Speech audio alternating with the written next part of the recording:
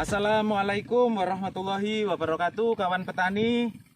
Saat ini saya berada di lahan padi di Desa Sembungrejo, Kecamatan Merak Urat.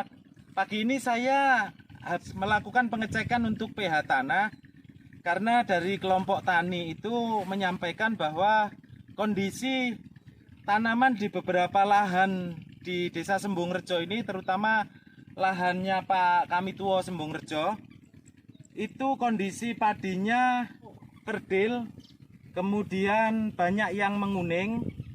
Nah, di sebelah kiri saya ini juga kondisinya kerdil, juga belum bisa tumbuh dengan maksimal. Setelah saya cek untuk pH di skala nomor 4.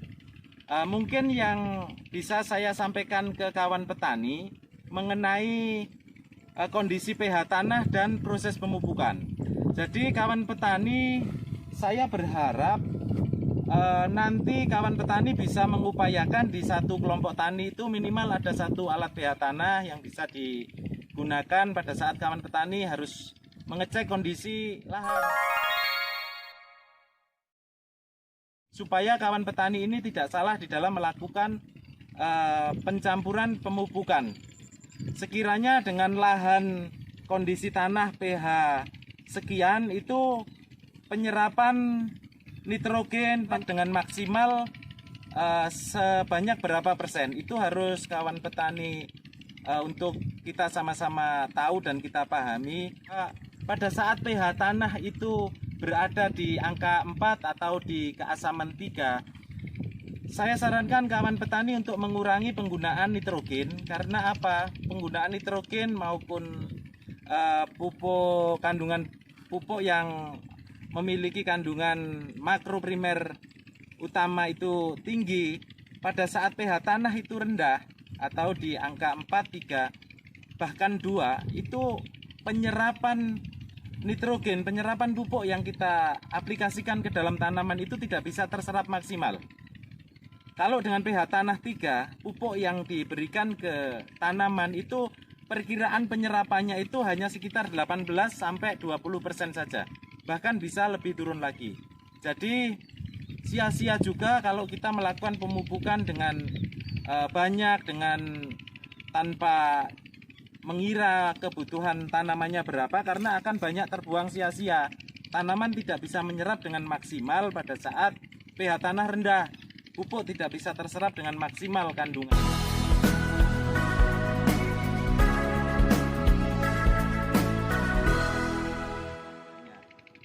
Nah, bahkan yang lebih fatal lagi kawan petani, pada saat pH tanah rendah, kalau kita aplikasikan nitrogen atau urea terlalu tinggi juga, bisa jadi tanaman itu akan mengalami keracunan mes putih. Nah, itu penyebabnya apa? Itu sebenarnya adalah karena peningkatan zat besi yang terlalu tinggi di tanah, sehingga tanaman ini tidak kuat, kemudian akhirnya tanaman menjadi kuning.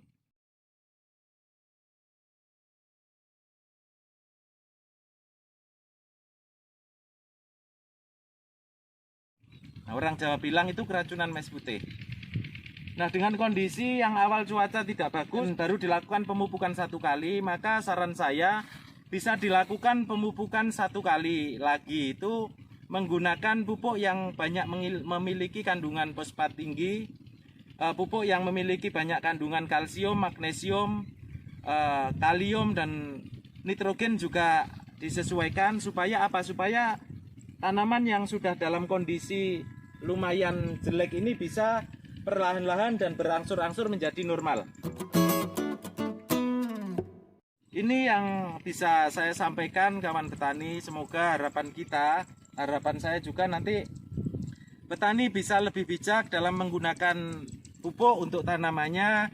Dan kemudian saya juga berharap tidak ada lagi kerugian yang dialami oleh petani dengan modal produksi yang tinggi tetapi hasil panenan rendah, supaya kondisi kesejahteraan petani juga bisa terangkat.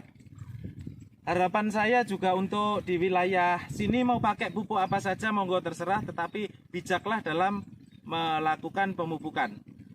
Saya dari tim RKM siap mendampingi petani, ada permasalahan atau ada kendala untuk dikomunikasikan dengan saya dengan nomor telepon yang nanti saya cantumkan di deskripsi. Kita sama-sama belajar, kita sama-sama maju. RKM bersama petani Indonesia siap menjemput dan meraih kedaulatan pangan untuk negeri ini. Terima kasih. Wassalamualaikum warahmatullahi wabarakatuh. RKM Hijau Royo Royo.